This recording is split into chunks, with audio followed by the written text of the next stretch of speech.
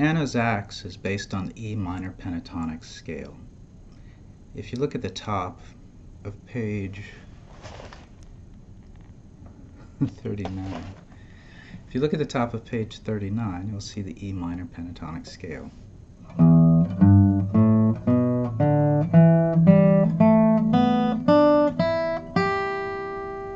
Then if you look at the bottom of page 39, you'll see a movable pentatonic scale. Now this first scale they have with your finger on the first fret, if you played that here, with actually on the first fret, that would actually give you F minor pentatonic. To play E minor pentatonic, we would have to put our finger on the nut basically, and that would allow us to go.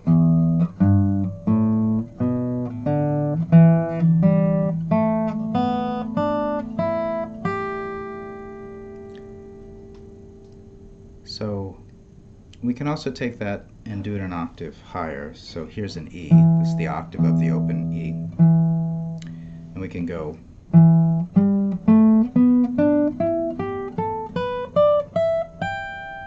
So in terms of fingers, 1, 4, 1, 3, 1, 3, 1, 3, 1, 4, 1, 4. So in terms of the scale, we have 1, flat 3, 4, 5, flat 7, 1, flat 3, 4, 5, flat 7, 1. And then if we add this next scale step, we get a flat 3 again. 1 to flat 3. So again, 1, flat 3, 4, 5, flat 7, 1, flat 3, 4, 5, flat 7, 1, flat 3. Also on the bottom of page 9, we see the second movable pentatonic scale. And it basically is right in front of, or behind, I suppose, if we're going tonally. It's behind this other scale. So this other scale ran this way. This scale is going to go from here to here. What they share in common is this 12th fret right here. You'll see all of the notes on my first finger here are on the 12th fret there. Now all of the notes that are going to be on my pinky are also going to be on the 12th fret, but we're starting here at the 10th fret. So you see they all share these notes in common. And in fact, they are all the same notes, they're just in a different order and a different position. So here we have this shape, and here we have this shape.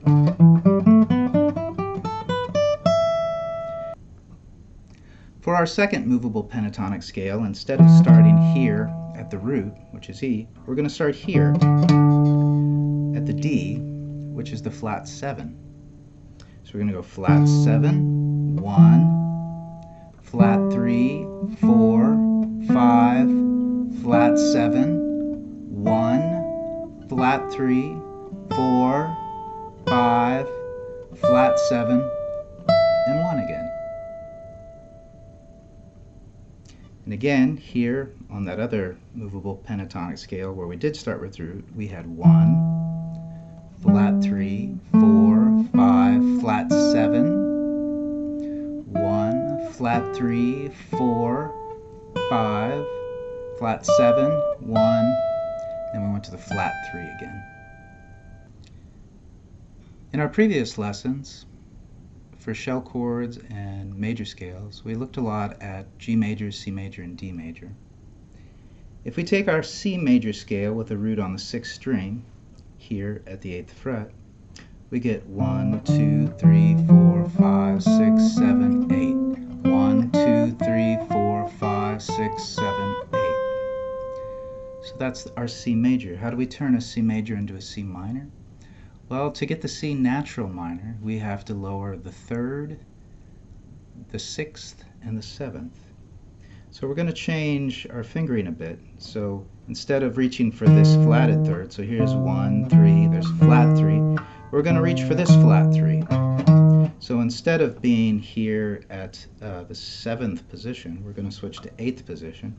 We're going to go 1, 2, flat 3, 4, 5, flat 6, flat 7, 8. So for the second octave, we have 1, 2, flat 3, 4, 5, flat 6, flat 7, and flat, oops, not flat, and 8, the octave. Good. Now if we do our minor pentatonic, starting again in the 8th position here, we get 1, flat 3, 4, 5, flat 7, 1, flat 3, 4, 5, flat 7, 1, and flat 3.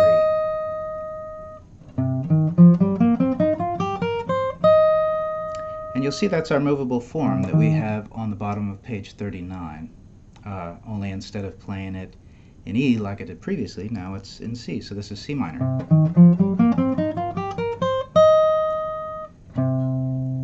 Now if we play that second movable form, it starts on the flatted 7 instead of the 1. So we have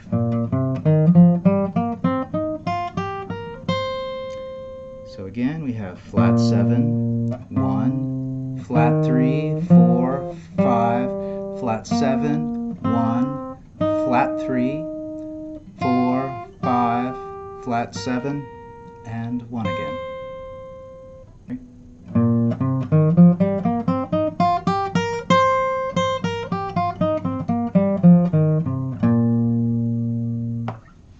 So they're just connected there at the 8th fret.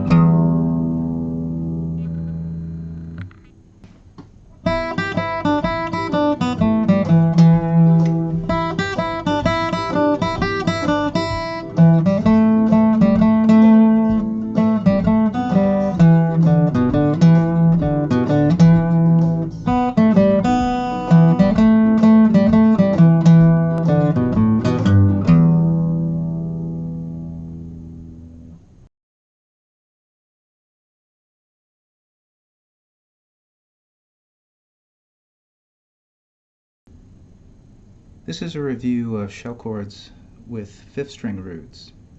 If we start here with the C on the 3rd fret as our root, and we play the major scale, we get 1, 2, 3, 4, 5, 6, 7, 8. For the 2nd octave, we get 1, 2, 3, 4, 5, 6, 7, 8. So, what interests us is the 1, the 3, and the 7. Now if we flat the 7, we get a dominant 7. With the 7 that's in the scale, we get the major 7, So we flat the 7, we get a dominant 7. If we have the flatted 7 and a flatted third, we get a minor 7th chord. Now if we take this to a 6-string root, and we'll use G in this case because it's close to the C, we have 1, 2, 3, 4, 5, 6, 7, 8. 1, 2, 3, 4, 5, 6, 7, 8. So 1, 3, 7. So this is the same voicing that we had for the 5th string root, but it's a little muddy. So instead of playing the 3rd here on the 5th string, we're going to play the 3rd here on the 3rd string. So our voicing is going to be 1, 7, 3 instead of 1, 3, 7. The 5th string we're just muting. So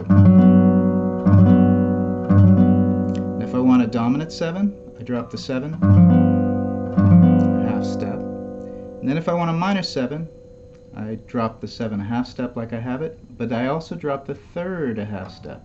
Now notice when I have a minor 7th, all of these notes are on the same fret. So this is a G minor 7.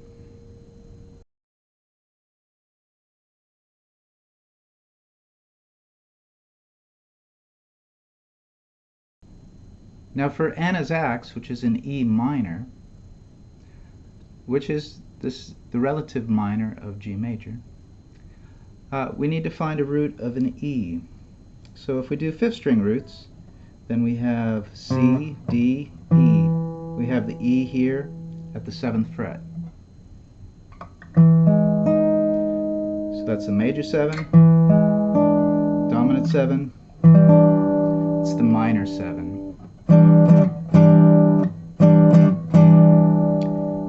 Now we have an A at the 12th fret because our 5th string is an A, and we find the octave at the 12th fret. So we have an A minor. Now for the B, instead of a minor, we're going to use a dominant. We'll discuss that in a future lesson, why there was a dominant 7 here instead of a minor 7. But we're going to, for that, go to the B on the 5th string.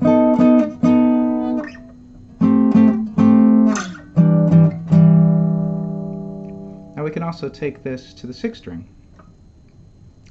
And for that, we're going to go to the 12th fret, and we're going to have, so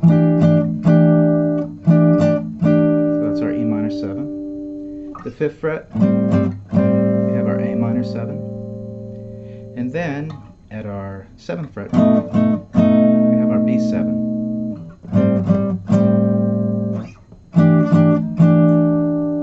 Now we can also do a mix of the roots, which I'll demonstrate here in a minute, where we're playing in this area or playing in this area with a mix of 6th string roots and 5th string roots, mix of 5th string roots and 6th string roots.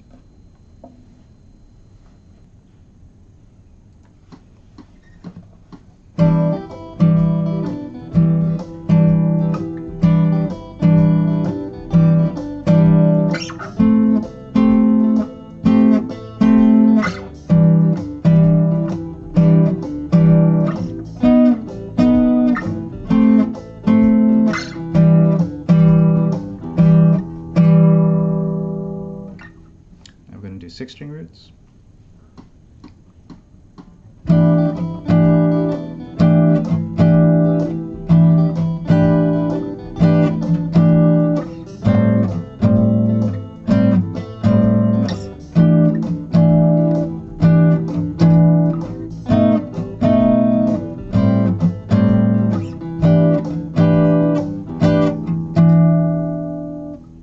Now we're going to do a mix of roots.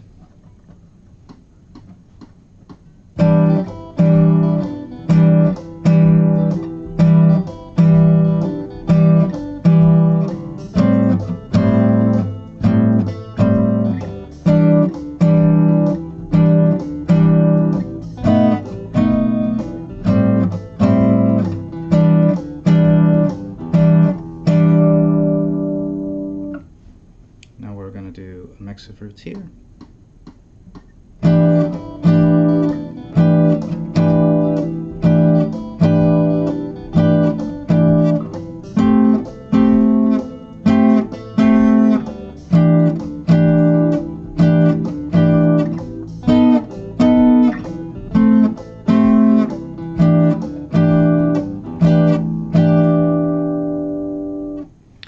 going to redo the whole thing again.